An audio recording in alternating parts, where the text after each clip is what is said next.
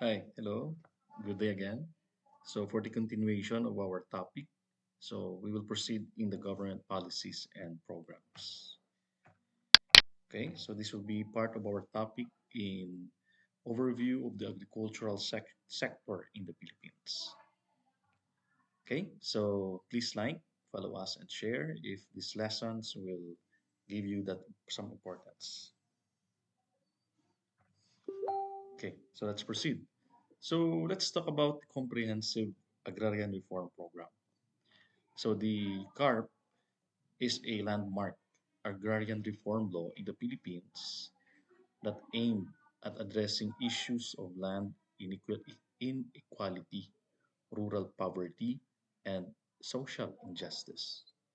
The program was established through Republic Act number 6657, also known as the Comprehensive Agrarian Reform Law, which was signed into law on June 10, 1988 by then our late President Corazon Aquino. So the primary objectives of CARP are the following. First is the redistribution of agricultural lands. CARP seeks to redistribute agricultural lands to landless farmers and farmer workers.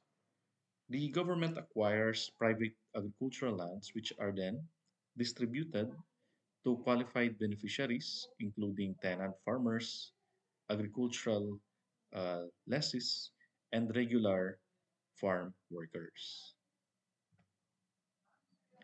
And part of its primary objective is the security of tenure to our farmers.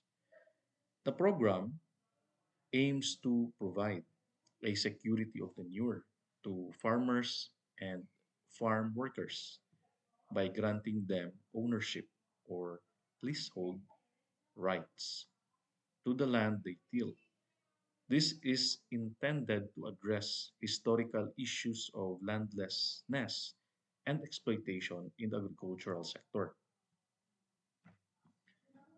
Then, part of its primary objective is support services. CARP includes provision for support services to agrarian reform beneficiaries, such as credit assistance, infrastructure development, and training programs. So these support services are meant to enhance the productivity and sustainability of agrarian reform communities. And it also social justice and rural development. CARP is grounded in the principles of social justice and rural development by addressing landlessness and promoting equitable distribution of agricultural resources. The program aims to uplift the economic status of farmers and contribute to the overall development of rural areas. And as part of its primary objective, CARP was initially given a deadline for completion in 10 years from its enactment. But due to various challenges and issues, including legal and implementation related concerns, the program has undergone several extensions and amendments over the years.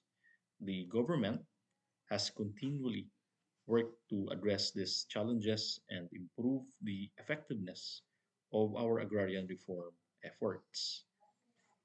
It's worth nothing that discussion and debates about the effectiveness and impact of CARB have persisted over the years, with differing opinions on its success in achieving its objective and addressing the complex issues related to land reform in the Philippines. Okay, so let's proceed to other important policies that was being implemented in our government. In my presentation, we're going to tackle the Republic Act 10068, or also commonly known as the Organic Agriculture Act of 2010. Republic Act 10068, that is also known as the Organic Agriculture Act of 2010, is a Philippine law that promotes and support organic farming. The law recognizes the importance of our organic agriculture in achieving food security, promoting sustainable development, and protecting the environment. So here are the following key provisions of our RA 10068. First, its declaration of policy. The law declares it a policy of the state to promote, to propagate, develop further, and implement the practice of organic agriculture in the Philippines. So the law provides definition for various terms related to organic agriculture to ensure the what is the clarity and consistency in its implementation. So this law was created in order to establish the NOAP, or the National Organic Agriculture Program, which serves as the framework for the development and implementation of the organic agriculture in a country. And part of its key provision, the Organic Agriculture Board was established, which is tasked with formulating policies and guidelines for the implementation of the NOAP.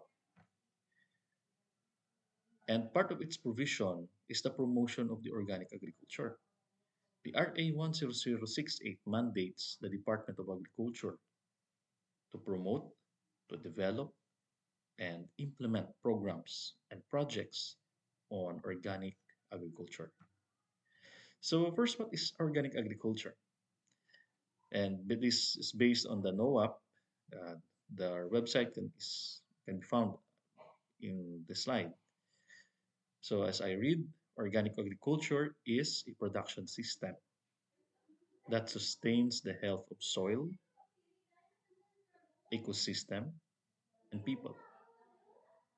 It relies on what we call ecological process, biodiversity, and cycles adapted to local conditions, rather than the use of inputs with adverse effects that was being uh, endorsed during the Green Revolution, especially those chemicals that can cause harm to our environment.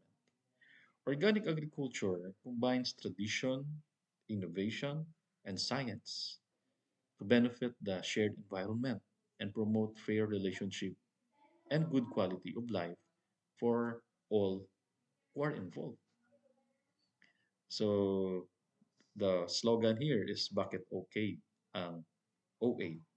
So the OA is for organic agriculture. Sustainability of Philippine agriculture. For Philippine agriculture to be sustainable, it needs to be self-sufficient and not dependent on imported inputs. Thus, we must strive to find ways to produce using our own resources. And also our Philippine export, more countries are introducing regulations pertaining to organic certifications and other sustainable farming certification. If we want our exports to continue, we have to be aligned with the regulation of our export destination. And at the same time, higher income for farmers, especially by promoting the use of on-farm inputs.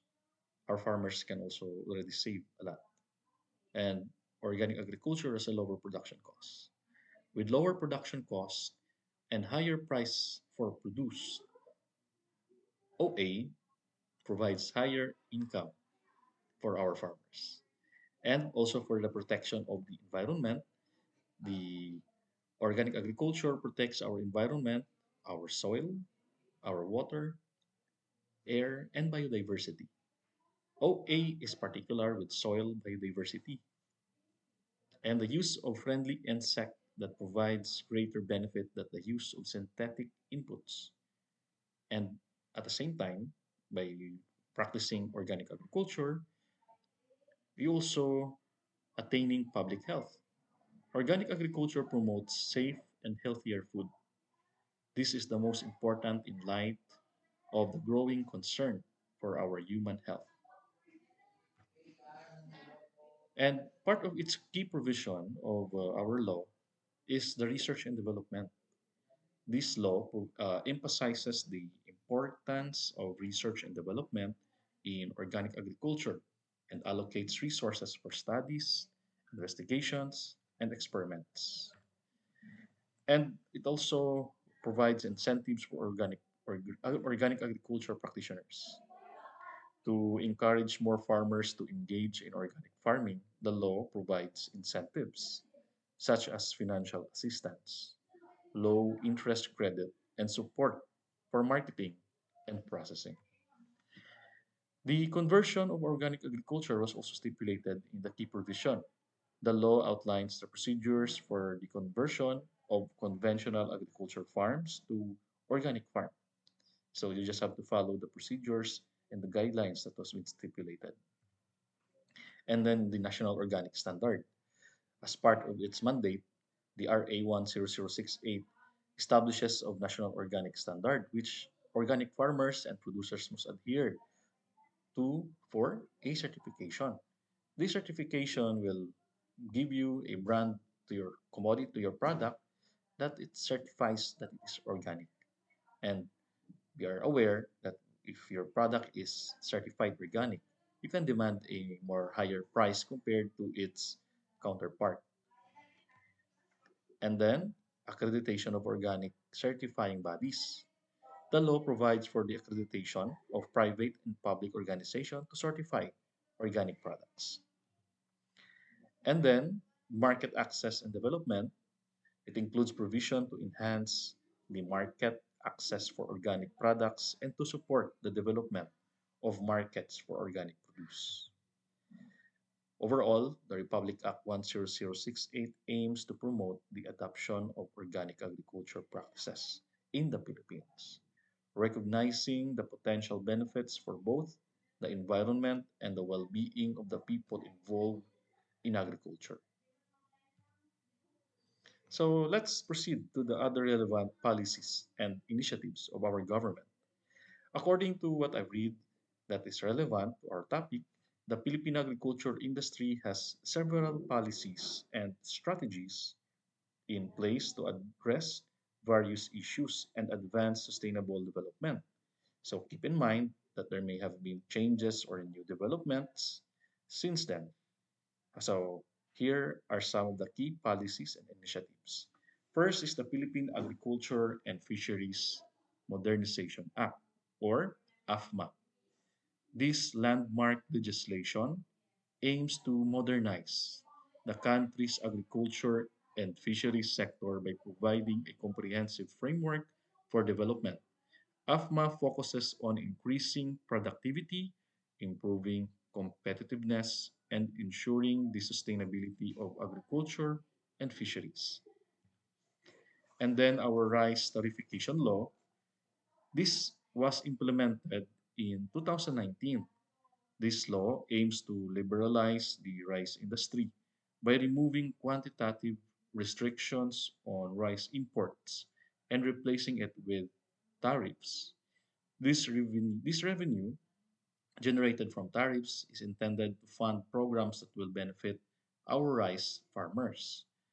So, according to some of articles that I've read about the tariffication law, under the tariffication law, the value of palay production declined from 385 billion pesos in 2018 to a amount of 333 billion in 2021, despite an increase of 894,076 metric tons in production volume at 19.96 million metric tons.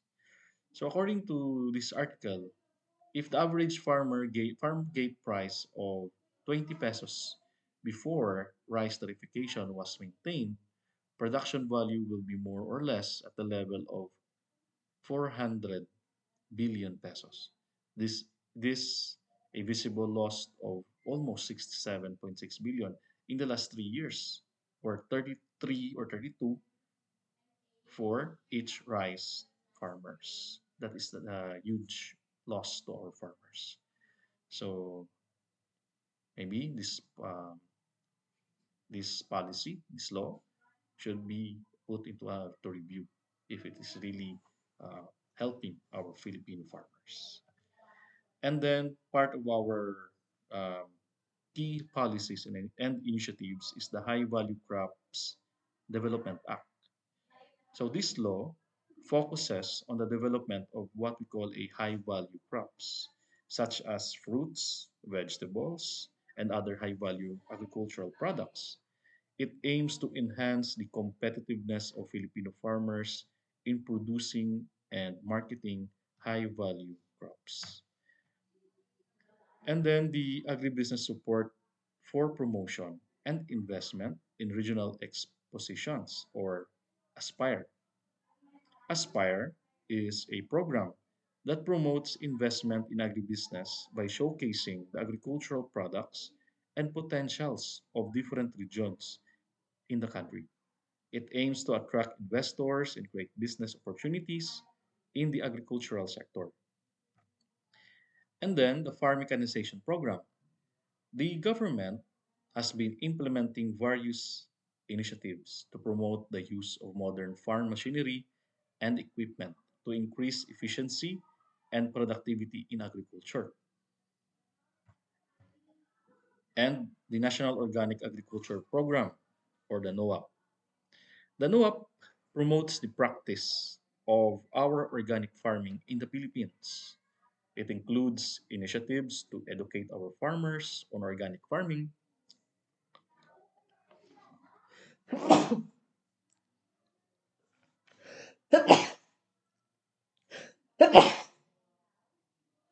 Okay. National Organic um, Agriculture Program promotes the practice of our organic farming in the Philippines, and it includes initiatives to educate our farmers on organic farming and provide support for organic certification and create market linkage for organic products. So here are the following benefits of organic farming. Well, it encourages soil fauna and flora, improving soil formation and structure in creating more stable system. Greatly reduces the risk of groundwater pollution since organic practice makes use of natural fertilizers and pesticides. And then it encourages biodiversity through preservation and of beneficial insects otherwise killed by synthetic pesticides, and promotes sustainability through the use of raw materials found inside the farm, and reducing the financial risk by replacing expensive chemical inputs with locally available renewable resources, access to new market opportunities. Then the Agri-Pinoy program. This program focuses on improving rice productivity and ensuring rice self-sufficiency through the adoption of modern farming technologies, efficient water use, and other interventions. Next is the Philippine Crop Insurance Corporation. So the PCIC provides crop insurance to protect farmers from the financial impact of natural disaster, and at the same time covered pests and diseases. It helps mitigate what we call risk faced by farmers in their agricultural activities. And then the National Livestock Program. This program aims to enhance the productivity and competitiveness of the livestock sector by implementing various interventions, including improved breeding, disease control, and value chain development. So, as part of our topic in agricultural development initiatives, let's take a look of its technological innovations in our agriculture. First, we are now using what we call information technology. So, following what I've learned, the Philippines has several agricultural development programs that center on using information technology to improve the sector's efficiency, sustainability, and productivity. So keep in mind that there are may have been further developments since then. So the following are some of the notable initiatives. Number one here in my list is the agriculture and fisheries. Sorry, the Philippine e-agriculture projects. The Philippine e-agriculture project aims to enhance the competitiveness and sustainability of the agriculture and fisheries sector by harnessing information and communication technology. It includes projects that involves the development of agriculture information system, market information system, and e-extension services for our farmers. Part of our notable initiatives is the Agriculture and Fisheries e-extension program. This initiative focuses on providing extension services to farmers and fisher folk through electronic means. The AFEWS utilizes online platforms, mobile applications, and multimedia resources to disseminate agricultural information and best practices and market updates. Then, one of the notable initiatives is also the mobile applications for our agriculture and fisheries. Various mobile applications have been developed to assist farmers with information related to weather forecasts, our crop management, pest control, and market prices. So, the example is the AgriMarket PH and also the crops. And Philippine Rice Information System or PRISM. PRISM is a project that uses satellite technology and remote sensing to monitor rice fields. It provides accurate and timely information on rice areas, crop health, and yield estimates. This information helps in better decision making for our rice production. And also the Philippine Crop Insurance Corporation. Okay, I already discussed this in my previous slide. And the Smart Agriculture for Rice Farmers. This is a project that integrates a what we call Internet of Things devices and sensors to monitor and manage rice fields. It provides real-time data on soil moisture, temperature, and other relevant parameters. So it really helps our farmers optimizing their irrigation and crop management practices. And we also have a what we call precision farming techniques.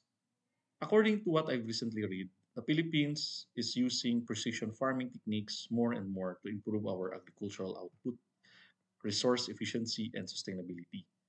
The precision farming is the practice of optimizing several parts of farming through the use of technologies like sensor, GPS, and data analytics. So the following are few Philippine agricultural development programs pertaining to precision farming. So we do have a what we call Agriculture 4.0 program. The Department of Agriculture in the Philippines has been promoting this, which involves the integration of the modern technologies, including precision farming into agricultural practices.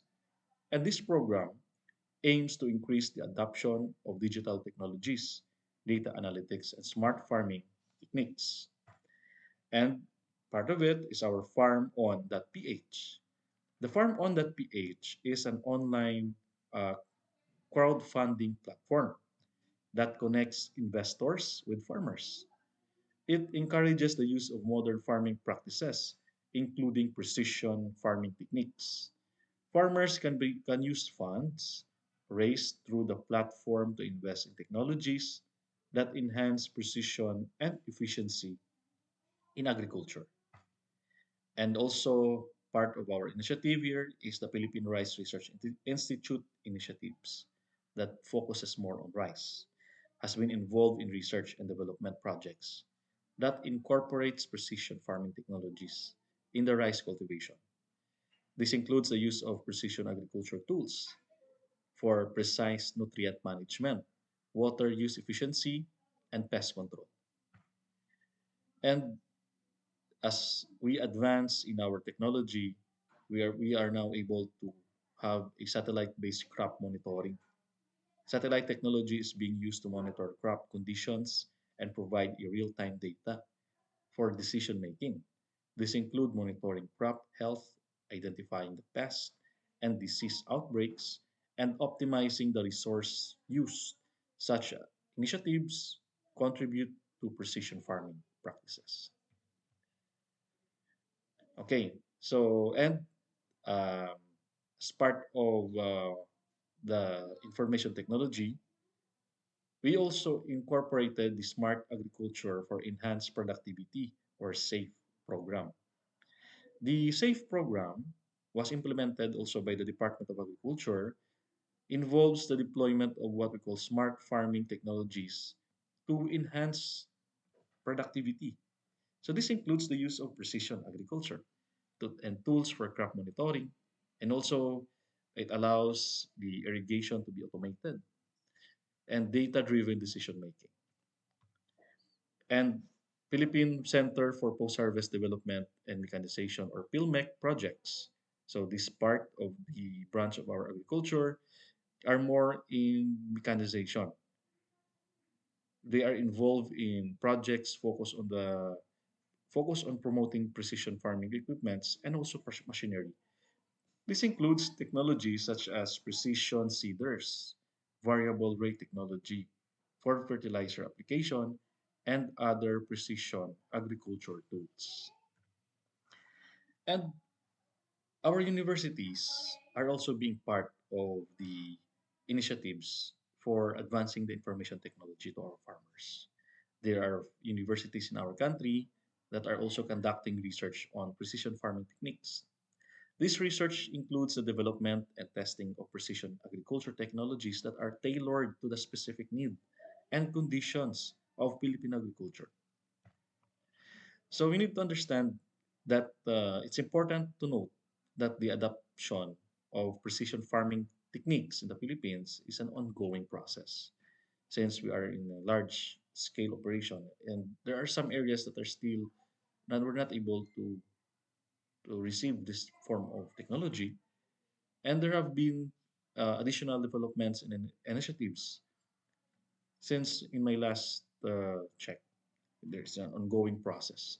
And for the most current and detailed information, it is advisable to refer for official government sources, our agricultural agencies and research institutions, and relevant publication. Okay, so our lecture will continue on our next video on the agricultural development initiatives. And we are going to discuss the sustainable agriculture practices.